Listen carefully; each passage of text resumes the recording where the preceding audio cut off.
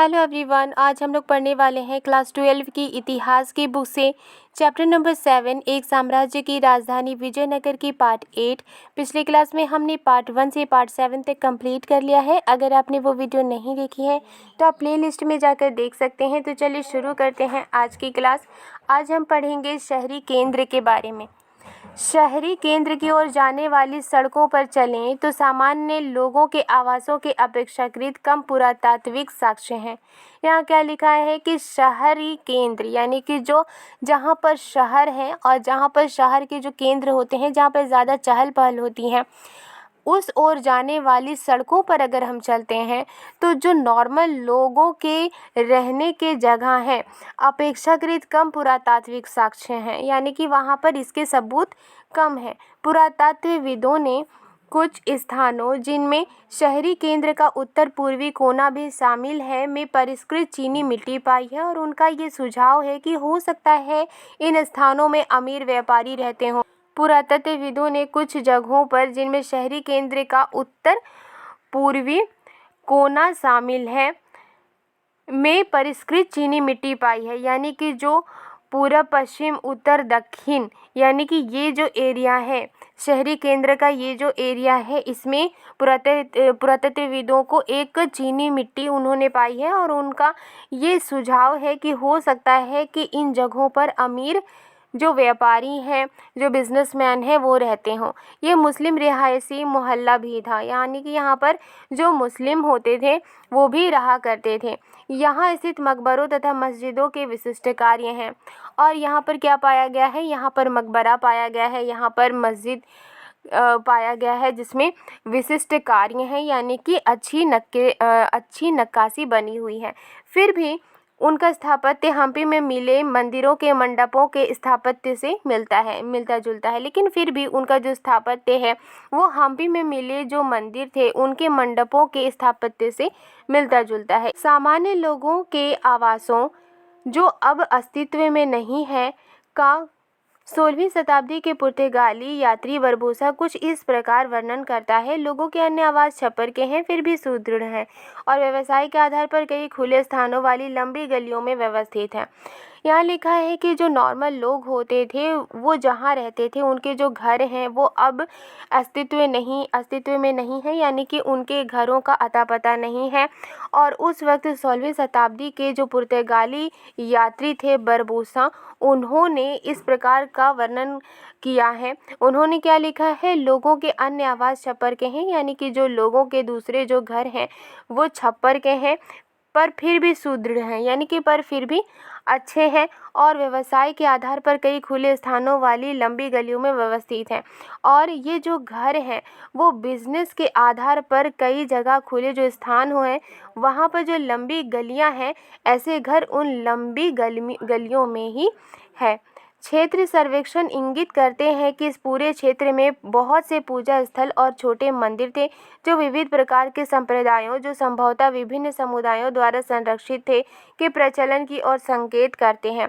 यहाँ लिखा है कि क्षेत्र सर्वेक्षण यानी कि उस क्षेत्र में जो सर्वे हुआ उससे ये बात पता चलती है, ये जो सर्वेक्षण है, ये जो सर्वे हुई थी, ये पॉइंट आउट करती है, यानी कि ये बताती है कि इस पूरे क्षेत्र में यानी कि पूरे इलाके में बहुत से पूजा स्थल और छोटे मंदिर थे, अलग अलग पूजा स्थल थे, अलग अलग छोटे छोटे मंदिर थे जो अलग अलग तरह के संप्रदायों जिनका अलग अलग कल्चर होता था उनके अकॉर्डिंग ही वो जो पूजा स्थल थे या मंदिर थे वो बनाए गए थे और संरक्षित थे।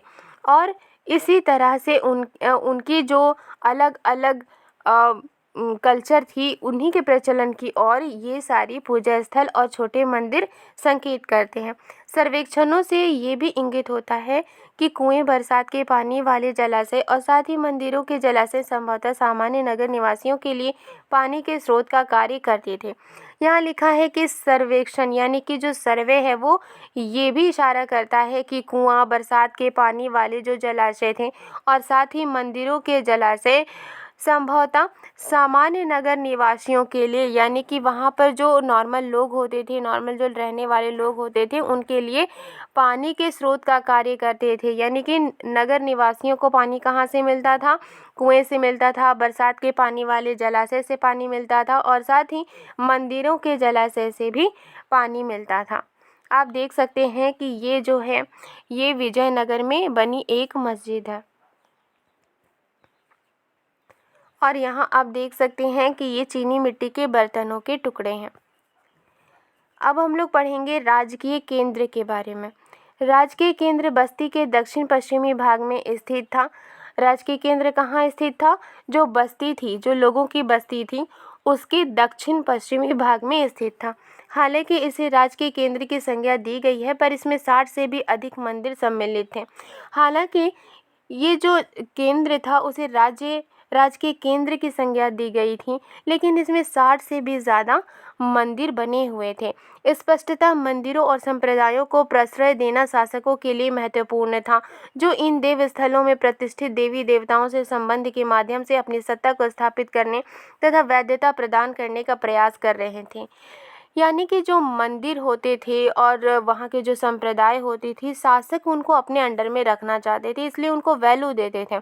जिस जगह की जो देव स्थल होते थे, जिस जगह की जो देवी देवता होते थे, उनके माध्यम से ही राजा अपनी सत्ता के साथ, अपनी प्रजा के साथ जो रिलेशनशिप है वो मजबूत करने की कोशिश किया करते थे और इसीलिए अपनी सत्ता को स्थापित करने के लिए, अपने शासन को स्थापित करने के लिए वो वहाँ के लोगों के साथ, वहाँ के मंदिरों के साथ, वहाँ के जो उस क्षेत्र के जो देवी देवता हैं उनके साथ अपने संबंध को मजबूत रखा करते थे और उन्हें वैधता प्रदान करते थे। लगभग 30 संरचनाओं की पहचान महलों के रूप में की गई है। ये अपेक्षाकृत बड़ी संरचनाएं हैं जो आनुष्ठानिक कार्यों से संबद्ध नहीं होती। लगभग वहाँ पर, यानी कि जो राजकीय केंद्र है, वहाँ पर कितने संरचनाओं की पहचान हुई? लगभग 3 संरचनाओं की पहचान हुई जो महल के रूप में की गई है। यानी कि वो जो 3 भवन बने हुए वो महल है। ये अपेक्षाकृत बड़ी संरचनाएं हैं। तो जो 3 संरचनाओं की पहचान महलों के रूप में की गई है, इनकी जो संरचनाएं हैं ये बड़ी हैं, यानी कि बड़े बड़े महल हैं जो अनुष्ठानिक कार्यों से संबंध नहीं होती हैं, यानी किसी भी तरह के अनुष्ठान वाले जो काम है उससे जुड़ी हुई नहीं है। इन संरचनाओं तथा मंदिरों के बीच एक अंतर ये था कि मंदिर पूरी तरह से राजगिरी से निर्मित थी, जबकि धर्मेतर भवनों की अधिरचना विकारी वस्तुओं से बनाई गई थी। इन संरचनाओं और मंदिर के बीच में क्या फ़र्क था कि जो मंदिर है वो पूरी तरह से पहाड़ जो होते उनके पत्थरों से बनाई गई थी, जबकि जो धर्मेतर जो भवन है उनकी अधिरचना विकारी वस्तुओं से बनाई गई थी, भवन निर्माण वाली चीज़ों से बनाई गई थी। आज के लिए बस इतना ही। वीडियो लंबी ना हो जाए इसलिए मैंने इसे पार्ट वाइज डिवाइड कर दिया है। मैं इस सारे जो भी बुक्स हैं, जो भी सब्जेक्ट हैं, उनके प्लेलिस्ट के लिंक मैं डिस्क्रिप्शन बॉक्स में दे दूँगी, आप चाहें तो वहाँ से भी देख सकते हैं। आज के लिए बस इतना ही। वीडियो पसंद आई है तो लाइक एंड सब्सक्राइब करना मत भूलिएगा। मिलती हूँ नेक्स्ट वीडियो में। Thank you.